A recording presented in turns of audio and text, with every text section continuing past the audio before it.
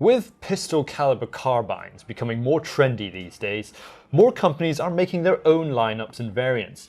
G&G was one of the early adopters to this trend and created the first 9mm AR rifle with their famed ARP9. Several other manufacturers have hopped onto the bandwagon with their own variants, but G&G is back with yet another pistol-calibre entry, this time in the form of the MXC-9. So, when I first come across this MXC-9, I'm a bit puzzled because it's so familiar, but if you take a closer look, it's a completely different animal. It takes cues from a lot of other famous rifles, sort of like a hybrid, if you may. Like the buttstock reminds you of a SCAR. The rail shows similarity to the SIG MCX. And the magazine release just screams MP5. And the receiver, you've guessed it, is the same exact receiver as the G&G PCC-45, which you've seen before. Intern, coffee. Thank you. So, why don't you start us off with telling us the difference between the MXC-9 and the PCC-45? Well, let's get this out of the way. The MXC-9 and the PCC-45 are almost identical in many aspects, which is why I have one right here. In regards to the receiver is practically identical on both. It's made out of very solid polymer with ambidextrous fire controls and safeties and a gorgeous finger indent that's very comfortable to use. Moving up, they also have a very interesting charging handle, which in many ways resembles some sort of stag beetle that pulls back, and a bolt release catch that sounds very, very good. And both guns also have 14mm CCW threads on their barrels to attach various accessories. Now, what's also interesting is that these two guns also have completely compatible magazines,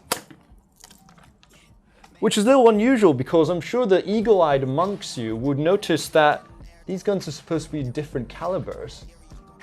No biggie, but it's going to annoy a few people. Now, internally, both the PCC-45 as well as the MXC are running the G&G's G2 gearbox, so we know it's a performer. Internally, they both also have their own ECU, which allows you to program the trigger. Simply plug in the battery, hold the trigger at semi for 10 seconds, wait until you hear the beep, then you can toggle between burst fire or full auto. Both gearboxes have quick change springs, though you will need tools to access them. But that is where the similarities end. The MXC-9 has a much shorter front handguard, with only 2 M-lock slots in the 3, 6, and 9 o'clock positions.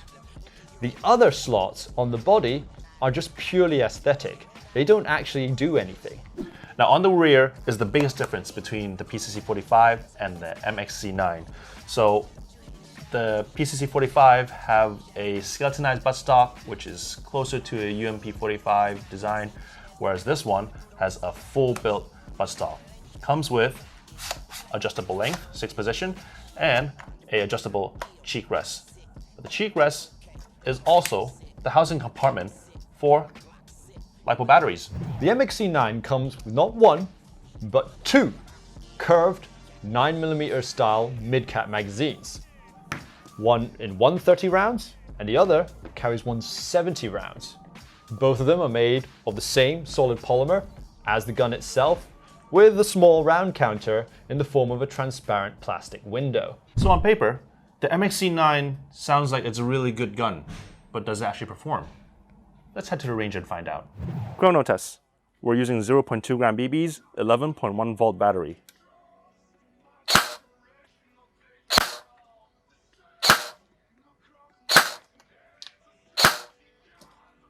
So here we're at the range, and I noticed there's this feature on the MXC-9, which is they have a built-in finger groove where when you're not shooting, you can rest your index finger on.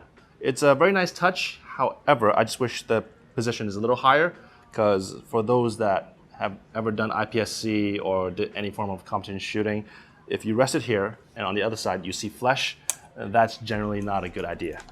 But other than that, Andrew, start us off with accuracy tests. All right. You're gonna need this. Yeah, sure. For this accuracy test, I'll be shooting at a target 15 meters away from a standing, supported position. Why supported, you might ask? Because I'm reviewing the gun, not my shooting.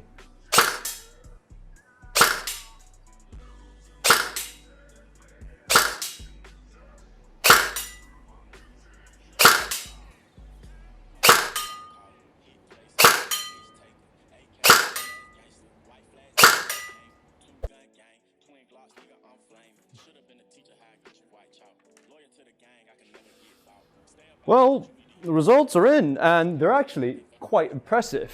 We go around over here. 1, 2, 3, 4, 5, 6, 7, 8, 9, and then 10. And we get a grouping.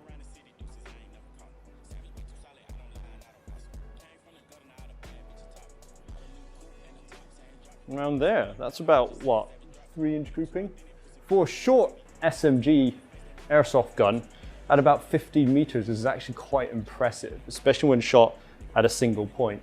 Now, one thing I really do like about the MXC-9 over the PCC-45 is the extendable buttstock. Look at me, I'm a bit of a lanky guy, so the extra arm movement really does help.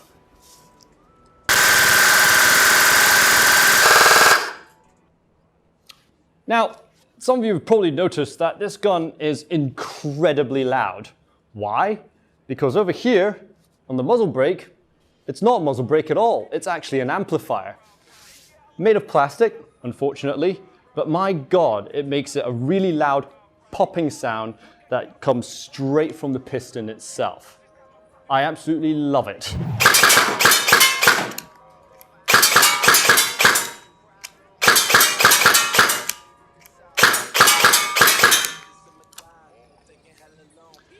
So this gun shoots great, and let's first talk about the trigger response. Kept up great. Find the ECU really does its magic, but it may not apply to everyone, but it certainly is a problem for me, is the benefit as well as the problem of this gun. It's how light it is. So think of it, you're driving a car. You're used to driving something that accelerates at a very steady speed. However, with a very sensitive gas pedal, when you just touch it, it just goes. This is basically how it feels for me. Because it's so light, when I transition from one target to another, I'm so used to a regular M4 weight. When I start shooting with this, I have to counter my movements just to have it snap back on the target that I want. Now, the magwell does indeed aid on loading very well. And I also noticed that the pistol grip is actually tapered up here. So when you grip and you have a very large knuckle like I do, it's actually very comfortable to hold onto. All in all, this is actually a really fun gun to play around with. So Andrew, now that you took the MXC-9 for a test run, what do you think of this gun? Overall, I'm quite impressed. It does everything it says in the box, being a small, compact, and maneuverable weapon. One thing I was really impressed by is the build quality. Despite being mostly made of plastic, it is rock solid, and if you shake it, the only thing you're really going to hear is my bracelet, which is frankly great. Ergonomics-wise, I think ergonomically it's mostly very good. There's a few small niggles here and there. If you do a magwell grip and your thumb reaches over the rail over here, that can impede the use of the charging handle and it can get stuck, you know, round about here. But overall, that's a really, really small thing to really get out about. What about you? I actually think this gun is great as well. Trigger response is awesome. I did mention earlier when I shoot the gun is it's a bit too light, weirdly, because of how maneuverable it is. Now, if you prefer something on a speed-soft style, this is the gun to go for. I noticed that the sling mount is actually more catered to right-handed shooters. Now, I'm saying catered doesn't mean it's not ambidextrous, but here's what I mean. If you look at the sling mounting positions, you have both left and right on the buttstock. The sling mount up front can be swapped around to the other side. They also come with a big piece of metal over here where it caters to something like a Magpul MS3 style sling. However, it's very thick, and if you swap it to the other side, it actually impedes on collapsing the stock. So I think that would be a problem. So for this particular one, it may be catered to right-handed shooters more, but it's not a big deal, not a deal breaker. Another thing is the magazine. Now, earlier, Andrew actually showed us that when you empty out the BBs, the window will show. Now, as you can see now, there's no BBs over here, and if I pull the tab, nothing comes out. But in reality, there's actually quite a few inside. So I think it's a shame. The magazine's really, really cool, but I just wish the follower is just like the PCC-45. Well, either that, or you could use the PCC-45 magazine, which is compatible and has a follower. Yeah, but it ruined the look, doesn't it? True.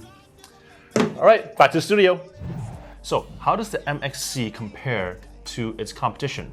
Well, if you like the SIG license and you want a complete metal pistol, or pistol-calibre carbine, then you can also get the SIG Air MPX AEG, but that will set you back $100 more than the MXC-9 itself. Now, alternatively, if you also want a polymer PCC style AEG, also with built-in ECU, you can check out also the CZ Scorpion Evo that will set you back $50 more than the MXC-9. So when compared, everything together, MXC-9 actually has a very attractive price point.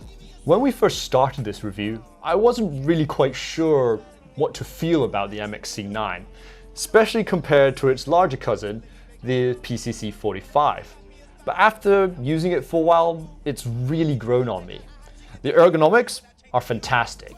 Just look at that finger indent. I'll never get tired of it. Its shorter size means it's really perfect for CQB, so you can get in quite tight around corners. Now, aside from the metallic rail over here, the polymer body makes it very light, very tossable, which is a pretty good advantage when you're playing for a long period of time. So all in all, the MXC-9 is a very compact and modular subgun that's ideal for CQB. Now, sure, there are a lot of visual similarities to the PCC-45, but there are also quite a few differences. Shorter rail, shorter barrel, a different battery compartment, as well as a completely different folding stock, making it looks quite similar to an MPX. At the end of the day, if you're not a stickler for owning a replica of a real gun, then the MXC-9 should definitely be on your shopping list for consideration. What are your thoughts on the MXC-9? Let us know down in the comments below. For these cool products and many more, go to our online store at www.redwolfairsoft.com. See you guys in the next episode of RedWolf TV. Gambit And Andrew, out.